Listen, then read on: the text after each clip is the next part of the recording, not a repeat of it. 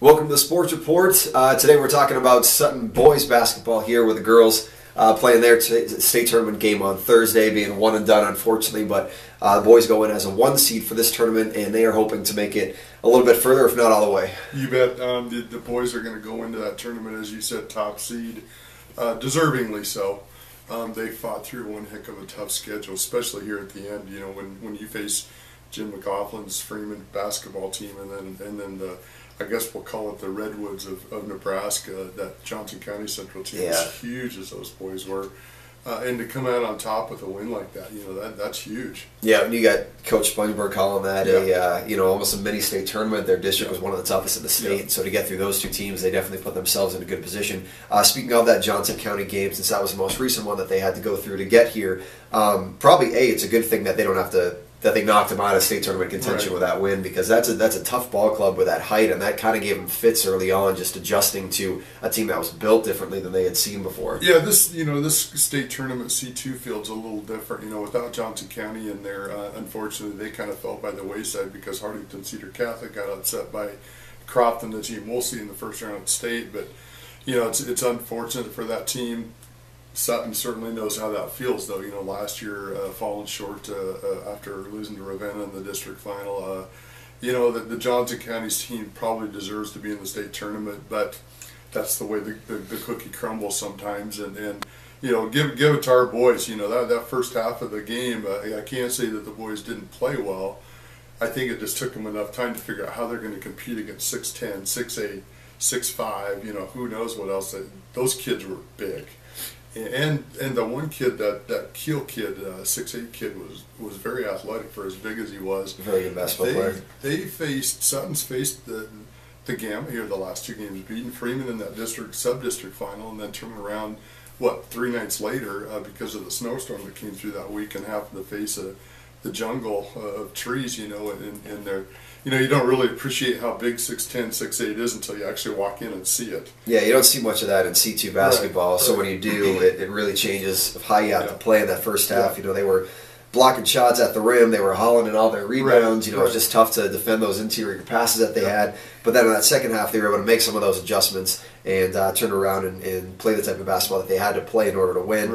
That third quarter was huge, hitting 6 3-pointers. Yeah, you really got to give it to the kids. I mean, they didn't panic. There wasn't one point in that game where I seen panic on their face, panic on the coaches. And I think a lot of that just comes from the solid background that they have with the coaches, Coach Sponge, Ladahoff, and then Eichinger. You know, those three guys have really got these kids prepared mentally, physically. Were healthy for the most part, I believe, and like you said, that third quarter, you know, it was almost like a Dr. Jekyll kind of Hyde situation offensively anyway. Like I said, we never really played bad in that game by any means, but just the transformation after that halftime talk, coming out, like you said, Brody Yost opens up with the 2-point shot, and then the rest of the quarter was all 3-pointers, and clutch 3-pointers big time. And then Cole Wiseman caps that quarter off with a 3-pointer at the buzzer, you know, and really sent the boys into that fourth quarter on a high. Yeah, and then in that fourth quarter, about the 5-minute mark there, another huge momentum swinging play with a big technical foul call. Austin Rath goes in for a layup, converts that, and gets a foul. On top of that, compounds a technical foul. One of the players there said a no-no word to the ref, and that was a huge point swing because it ended up being a 7-point swing. It did. You know, Austin really stepped up. You know, don't take anything away from the rest of that crew, but Austin has 7 points in basically a span of 12 seconds. You know, like you said, hits the bucket, then the free throw for it. Calmly hits the technical foul free throws. Sutton inbounds the balls, and then Austin hits the 2-point shot. There's 7 of his 18 right there. And, you know, we go from being down 44-41 to up 48-44, and you could just see the back kind of break, so to speak, for Johnson County in that stretch. It definitely did. It broke their back. Sutton converted their free throws down the stretch, ended up pulling away with a win.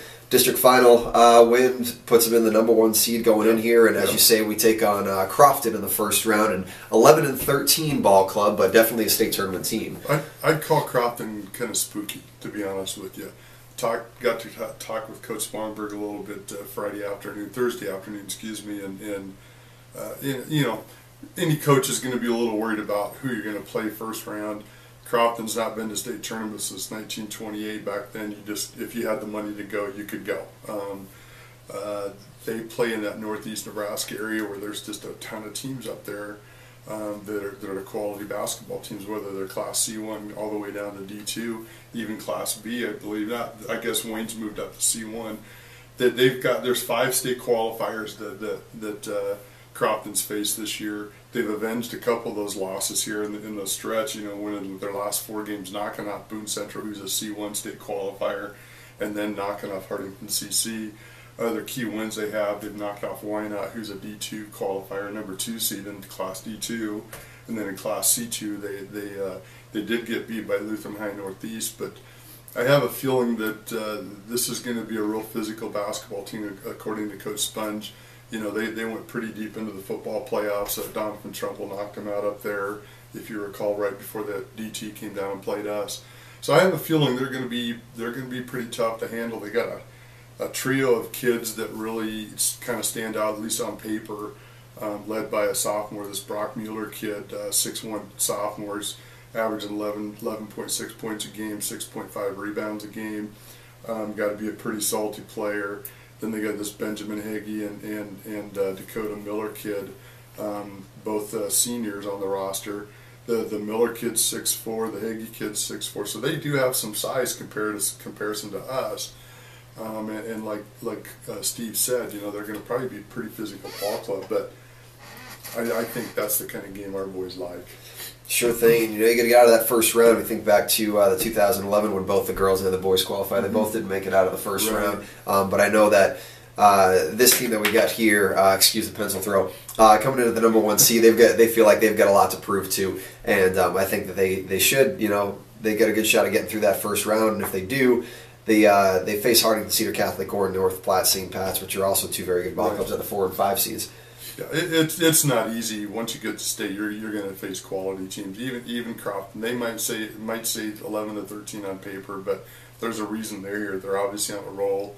Knocking off some quality teams, like I said, those last 4 wins to cap the year, they're coming in on a run that's probably got them pretty psyched up. They're making their first real appearance in the state tournament since 1928, like I said, so that's a huge boost for the community.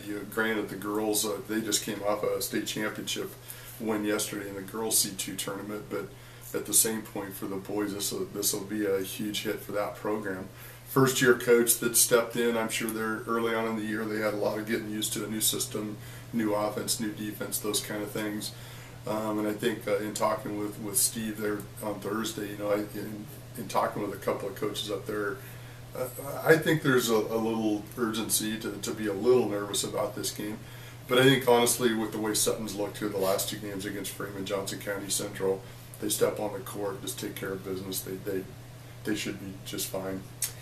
Yeah, and then you look, not to look ahead, you can't overlook them, but we're going to do it anyways here. You look down on the bottom half of the bracket, you got that number 2 Freeman, who we've seen twice already, and if it all shakes down, that could be a heck of a championship matchup. Jimmy Mack and his boys, I'll tell you what, they're pesky. They're young, pesky, good shooters. They move well with the ball, move well without the ball. They play solid defense, just like Sutton. I posed that question to Steve when I was talking to him, and they said, how do you see this C2 field? And he says, on any given day, it could be anybody's tournament to win from top to bottom. Freeman obviously is a team that you're going to definitely have to contend with, but Lutheran High Northeast, Southern Valley's got a 6'9" kid that's a true 6'9" and a really good ball player. Hartington Cedar Catholic is tough. They've played the teams like Wayne and the same teams that Crofton's played. Archbishop Bergen, they might be a little bit down, but at the same point, they can be a spoiler too. And then St. Pat's, the Irish, everybody has a tendency to think that if you're playing out west, you're probably not playing the quality opponent. But you can't look past anybody at this level. Yeah, and no matter how it shakes down, it all starts on Thursday. Sutton will kick off the action at 9 a.m. at Lincoln High School. This Thursday, and that will be the Sutton-Crofton game. We expect Sutton to turn out in droves if how they turned out for the girls' tournament is any indication. So come support the Mustangs here. We'll see if they can get through this first round matchup, and we'll bring you all the coverage that we can for the tournament.